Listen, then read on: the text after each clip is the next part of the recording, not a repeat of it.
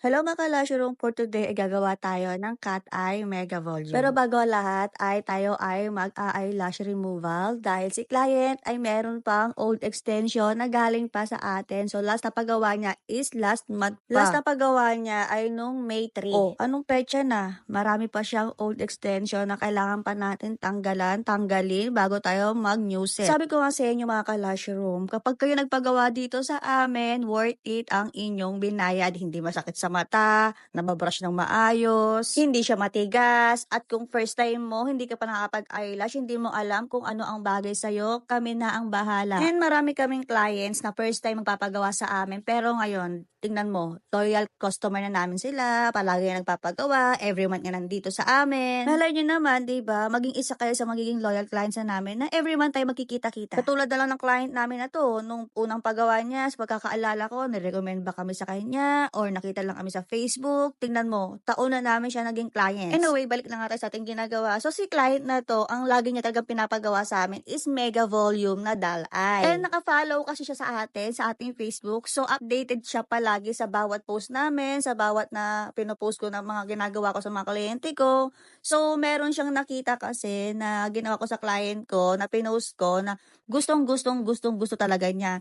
Which is yun yung cat eye na mega volume. Nag-comment nga siya doon, and sa pagkakaalala ko, ang comment niya is, sis, gusto kong matry, ang ganda-ganda. So, ganon. Kaya ngayon, ang gagawin natin sa kanya ay mega volume na cat eye. Pagbigyan na natin yung gusto ni client kasi matagal niya nang inaano-ano yan sa akin, yung cat eye na yan. Hindi ko nga siya mapagbigyan dahil doon sa outer niya kasi medyo manipis yung lashes niya. Eh ngayon, humirit na naman siya ng baka sis, baka kaya ng cat eye. So, ayun, sige, pagbigyan na natin. At sa part na to, ay maglalagay na ako dito ng glue primer para matanggal talaga yung mga extra oil and extra dirt. So, ganito lang ako maglagay ng glue primer sa natural lashes ni client. Saktong-sakto, hindi basang-basa. And binabrush ko lang din siya habang pinapatuyo. After ko nga maglagay ng glue primer, ayan, nag-start na ako dito mag-mapping. So, ang pinakamahabang size niya ay katulad nung last time ay size 14 to 8. Kada maglalagay nga pala ako sa kliyente ko ng size kung anong nilalagay ko, ay palagi ko sinasabi sa kliyente namin kung ano yung size na ilalagay namin para aware din sila. Jenny Lash ngayon gagamitin natin dito na lash glue. Alam nyo naman na isa to sa mga paborito natin na lash glue ay yung Jenny Lash. Hindi to sponsor ng Jenny Lash or what. Hindi ko nga alam ba't hindi ako napapansin ng Jenny Lash na yan, char.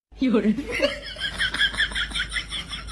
In fairness ha, dito kami nag-stay sa Jenny Lash kasi ba naman ang ganda nito, mainit, malamig, perfect pa rin siya. Ang sikreto kasi namin sa Jenny Lash na to bago namin gamitin, lalo na sa umaga, yung unang-unang gamit namin sa glue na to ay sineshake namin siya ng 5 to 10 minutes. And kada gagamitin namin siya ay sineshake namin siya ng 2 to 3 minutes naman. Palagi yun. Gumagamit kami ng glue shaker and kaya malakas kami sa battery talaga kasi araw-araw, oras-oras kami nag-shake talaga kada ginagamit. I-try nyo mga kapwa ko lash artist, baka makatulong yun sa inyo. Anyway, sa mga kapwa ko lash artist at gusto maging lash artist, sa mga gusto magkaroon ng lash kit giveaway na to, ay pwede kayong sumali. Lahat kayo ay pwedeng sumali. Ang tanging nyo lang kailangan gawin ay palaging mag-comment, mag-share, and mag-react sa ating mga videos. At syempre, dapat naka-follow ka sa ating Facebook page. So, ayun lang. Thank you for watching. Bye! Mwah!